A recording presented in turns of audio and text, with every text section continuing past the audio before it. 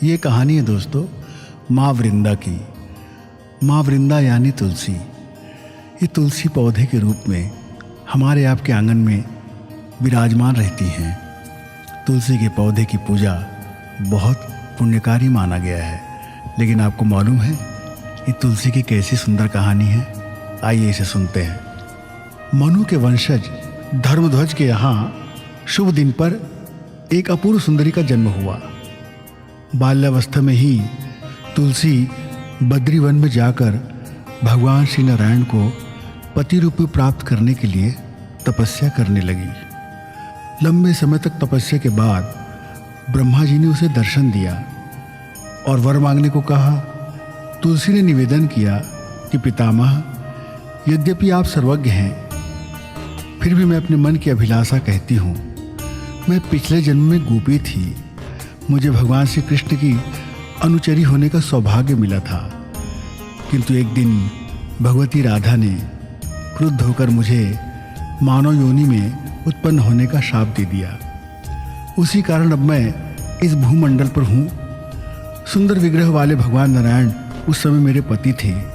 उन्हीं को मैं अब फिर से पति रूप में प्राप्त करना चाहती हूँ। ब्रह्मा जी ने कहा, सुदामा नामक गोप जो नारायण का पार्षद था, श्री राधिका जी के शाप से भूमंडल में उत्पन्न हुआ है और वो इस समय शंखचूड़ नाम से प्रसिद्ध है। वो भगवान श्री कृष्ण का ही अंश है। वही तुम्हारा पति होगा। उसके बाद भगवान नारायण तुम्हें पत्नी रूप में स्वीकार करेंगे। दनुकुल में उत्पन्न शंखचूड़ महान योगी था। एक बार वो बद्रीवन गया। उसे जैगी शव्य मुनि की कृपा से भगवान श्री कृष्ण का मनोहर मंत्र प्राप्त था। संयोग से तुलसी की दृष्टि उस पर पड़ी। दोनों में वार्तालाप हुआ। ब्रह्मा जी ने प्रकट होकर दोनों को दाम्पत्य सूत्र में बंधने का आदेश दिया। शंखचूड़ तुलसी से गंधर्व विवाह कर उसे अपने भवन में ले गया और आनंद पूर्वक रहने लगा। अपनी धर्मपत्नी परम सुंदरी तुलसी के साथ शंखचूड़ ने लंबे समय तक राज्य किया। उसका शासन देवता दानव सभी मानते थे, किंतु देवतागण अपना अधिकार छिन जाने से भिक्षुक की स्थिति में आ गए थे।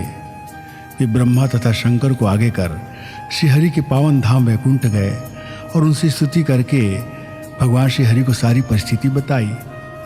सर्वज्ञ भगवान श्रीहरि ने देवताओं को शंखचूड़ के जन्म का अद्भुत रहस्य बताया और कहा कि महान तेजस्वी शंखचूड़ पूर्व जन्म में मेरा ही अंश था।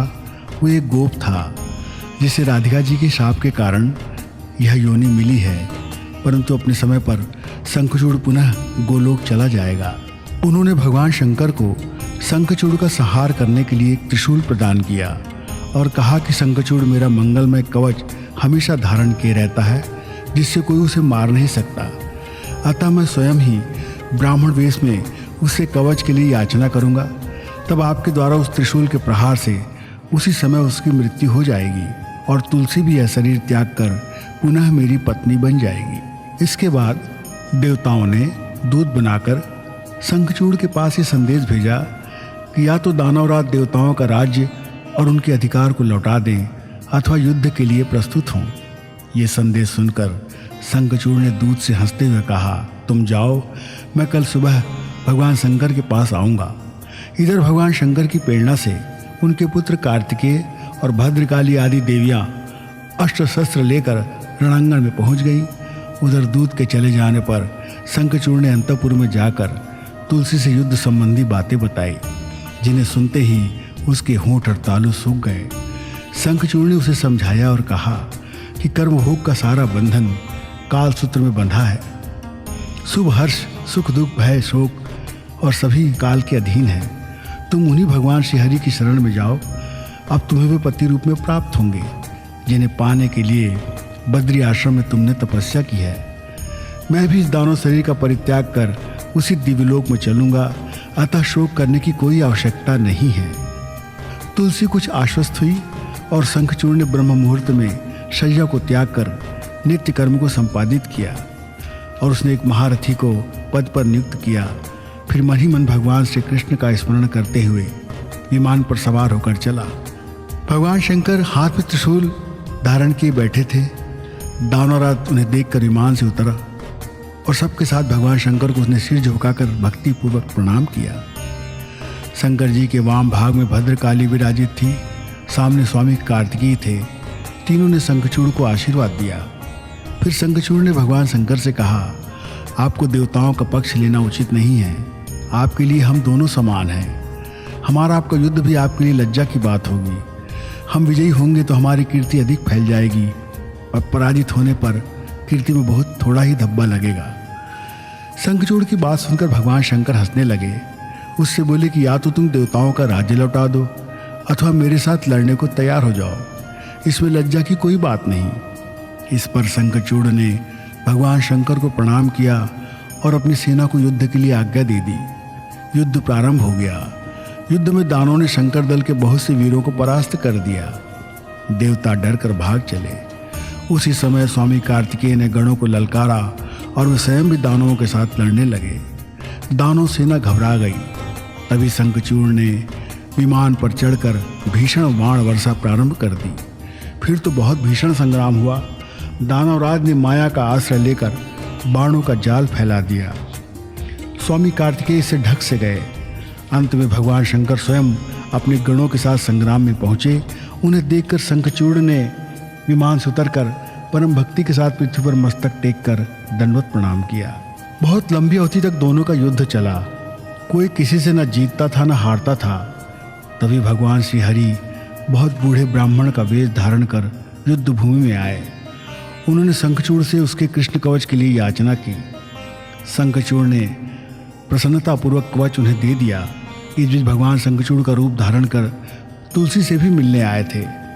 इधर शंकर ने भगवान श्रीहरि का दिया हुआ त्रिशूल उठाकर हाथ पर आजमाया और उसे शंखचूड़ पर चला दिया। इस युद्ध में शंखचूड़ जलकर भस्म हो गया। दानव शरीर के भस्म होते ही उसने एक दिव्य गोप का शरीर धारण कर लिया और विशेष विमान से गोलोक चला गया। शंखचूड़ की हड्डियों से शंख की उत्पत्ति हुई। वही शंख अनेक प्रकार के रूपों में देवताओं की पूजा में पवित्र माना जाता है। उसके जल को श्रेष्ठ मानते हैं। जो शंख के जल से स्नान कर लेता है उसे संपूर्ण तीर्थों में स्नान का फल प्राप्त होता है।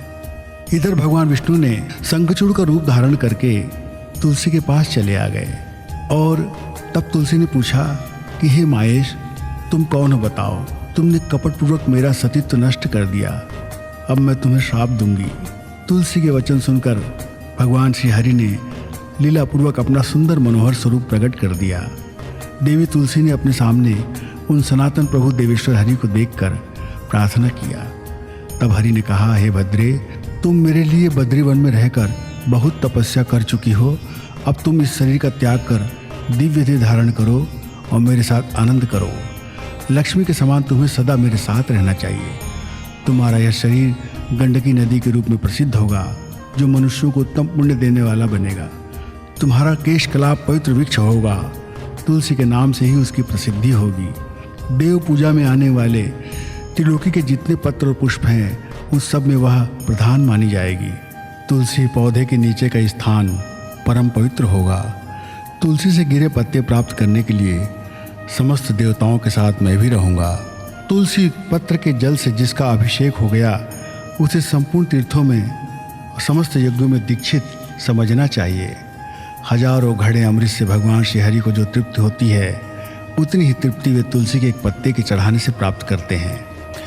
10,000 गोदान से जो पुण्य होता है वही फल कार्तिक मास में तुलसी पत्र दान से सुलभ है। मृत्यु के अवसर पर जिसके मुख में तुलसी पत्र जल प्राप्त हो जाता है वह संपूर्ण पापों से मुक्त हो भगवान श्री विष्णु के लोक का अधिकारी बन जाता है।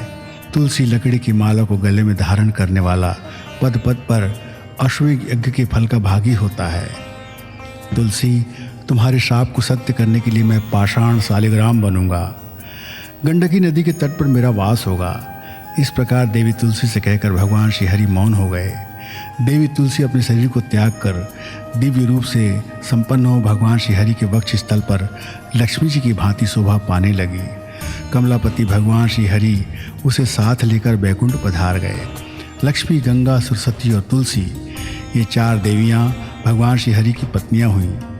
तुलसी की देह से गंडकी नदी की उत्पत्ति हुई और भगवान श्री हरि भी उसी के तट पर मनुष्यों के लिए पुण्यप्रद शालिग्राम पर्वत बन गए।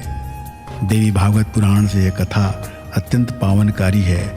जब भी तुलसी के पौधे के निकट जाएं, एक बार प्रार्थना जरूर करें, ओम नमो भगवते वासुदेवाय, और शालग्राम में तुलसी अवश्य चढ़ाएं।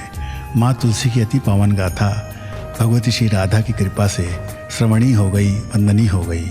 जय तुलसी माँ।